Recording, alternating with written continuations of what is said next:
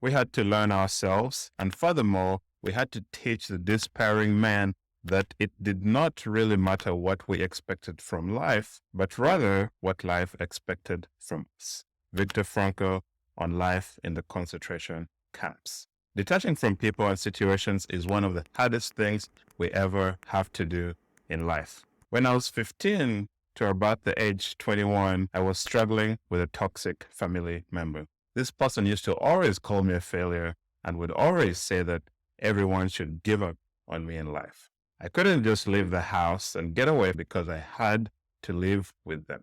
The best thing I could do was take control of my internal mind because I had very little control over the outside. During that time, I read over 100 books on emotional intelligence, psychology, and stoicism because I was sick of feeling constantly angry and overcome by my emotions. I summarized a lot of these books for my own personal use, and after all of that time and research, I have put them into 5 simple stoicism lessons for you. Maybe you feel stuck in a toxic relationship, but living is difficult. Maybe you feel that life is meaningless. Maybe you're in a bad job where you don't see a future for yourself. Maybe you're trying to get emotionally detached from a friend or a person that you once loved. Or it could just be a toxic family, like in my situation. In this video, we will learn how to stop struggling with emotional attachments that cause us pain, like clinging to a toxic relationship or becoming overly upset by other people's opinions. We will learn how to overcome the instability, sadness, and anxiety that comes from change and loss. We will also learn how to stop feeling overwhelmed and powerless when faced with stressful situations that are beyond our control and then lead to anxiety, stress, and a sense of defeat. And finally, we will learn how to move forward in life when everything feels hopeless and meaningless. The first point is that life is difficult. I want to bring to your attention that the average doctor spends 9 to 15 years in school. The average therapist who has to help us through our own problems takes about 8 to 13 years in university to get their license.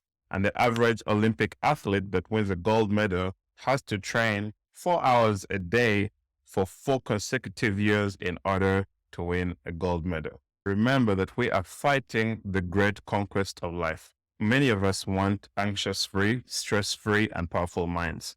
We have to understand that life is not a dainty business. We have started on a long journey and we are bound to slip, collide with others, fall, and become weary of life and cry out, "Oh my God, this is too hard."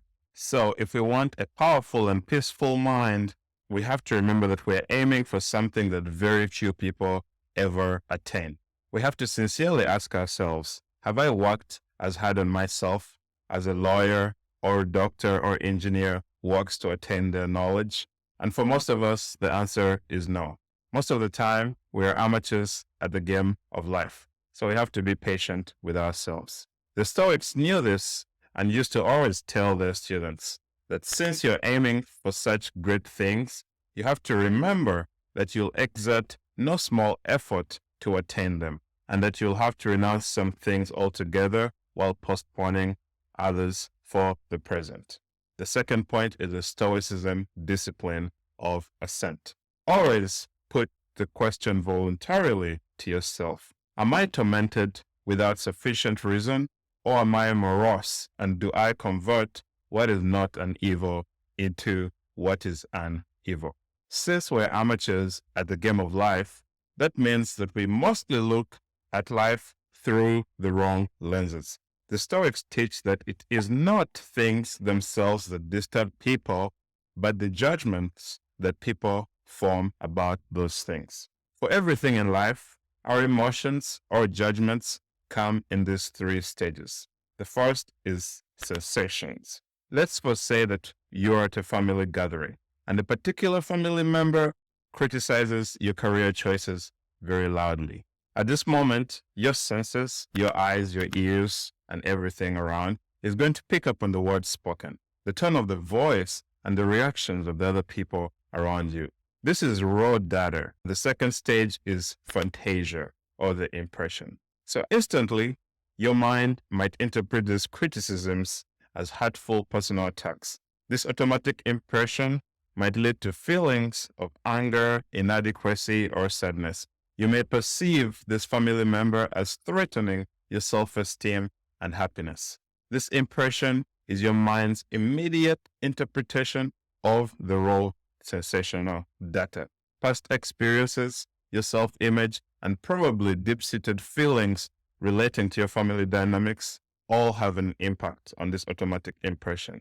Now, those first two stages are normally automatic and are not within our power. The third part, which is called Dianoia or judgment, is where you get your power. So when these impressions reach our minds, this is where you decide whether to accept your initial impression or reject it if it's not valid. Before reacting, you have to pause and apply rational judgment. Does this person's opinion truly affect your career's value or its worth?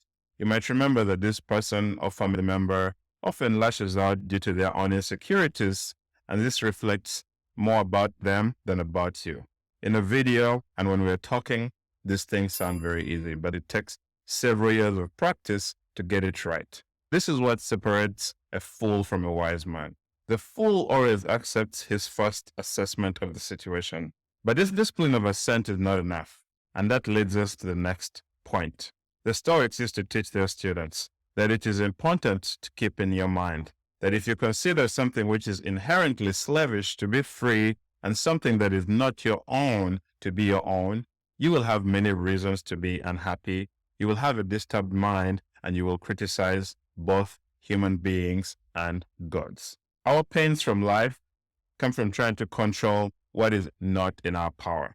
In the previous part of the video, we saw that judging situations is the only thing that is in our power. One of the fundamental Stoicism doctrines is called the Dichotomy of Control.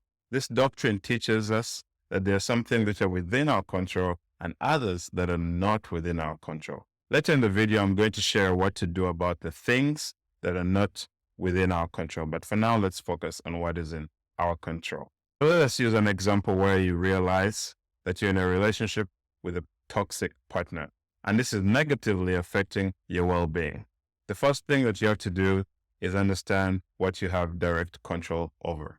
This includes your actions, decisions, attitude, and boundaries. For example, you can take action to communicate your concerns, to seek support, or you can actually leave the relationship. And you have to understand that your partner's behavior and the outcome of your attempts to address this toxicity is not in your control. The best you can do is take action, but also your partner's reactions to your concerns and whether they decide to seek help or change, and also how they perceive their relationship, these are not in your control. So if these are not in your control, what can we do about the things that are not within our power? The Stoics actually challenge us to love those things. Sometimes the best that we can do is to bear them grudgingly, but we should always be challenged to love them. The Stoics loved every event because they believed that the world was ordered by a rational and benevolent force, and that everything that happened in the world was for the best. So we always have to think, perhaps our destruction has been brought about only so that we may be raised to a better destiny. Oftentimes, a reverse has made room for a more prosperous fortune. Many structures have fallen only to rise to greater heights. Point number 4. Life ultimately means taking the responsibility to find the right answer to its problems and to fulfill the tasks that it constantly sets for each individual. Viktor Frankl. During COVID in 2019, a poll in Great Britain showed that 9 in 10 people between the ages of 16 and 29 reported that they felt that their lives were meaningless. After being in a tough situation for a very long time, we are likely to feel hopeless and we may feel like our lives are meaningless. But here is a little known thing that you can do about this. When tough situations befall us, we normally feel like staying in bed and we feel that life sucks. But the fact is that a lot of our apathy comes from us not receiving positive feedback in life. We normally feel motivated and have a lot of energy when we feel that we are moving forward in life. So positive feedback makes us feel good and gives us hope and motivation to keep going further. But how can we get positive feedback? It is through action. When we don't act, we normally get stuck in this loop. The loop is we don't take action, so we don't get positive feedback. And that leads us to feeling that we're not progressing in life. And that makes us feel sad and feel like our lives are meaningless. And that makes us not take action again. But sometimes taking action is not enough, because even when we take action, we may fall in this similar loop. So we could take action, then we fail in every attempt.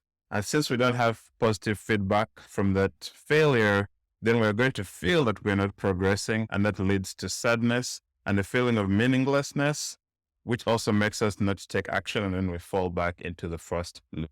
So I like to attack these loops in the sadness and meaningless area or the take action area. So in life, we either have to take action, or if we don't, let us refer to this quote from the prisoners in the concentration camps of World War. In a book by Viktor Frankl, who was one of the prisoners in the concentration camps, he noted that the prisoners who lost faith in the future were doomed, and they started to mentally and physically decay. There was this story of a prisoner who gave up hope when the war could not end. To the outside, it looked like he had died of typhus, but Viktor Frankl knew that this man had died of disappointment when his inner voice told him that the war would end by a certain date, and it actually did not end. Viktor Frankl understood that what the prisoners needed was to change their attitudes towards life. And he quoted it beautifully by saying, "We had to learn ourselves, and furthermore, we had to teach the despairing man that it did not really matter what we expected from life, but rather what life expected from us." So when we're in a tough situation, we should always ask ourselves, what does life expect from me? And finally, we have to try harder. We have to stop bullshitting ourselves and get serious about our lives. The Stoic philosopher Seneca used to always tell his students, do you know why we normal people do not have the power to attain these Stoic ideals? It is because we refuse to believe in our power. But there is also something else that plays a part. We are also in love with our vices. We normally prefer to uphold our vices and prefer to make excuses for them rather than shake them off. We humans have been endowed with sufficient strength by nature.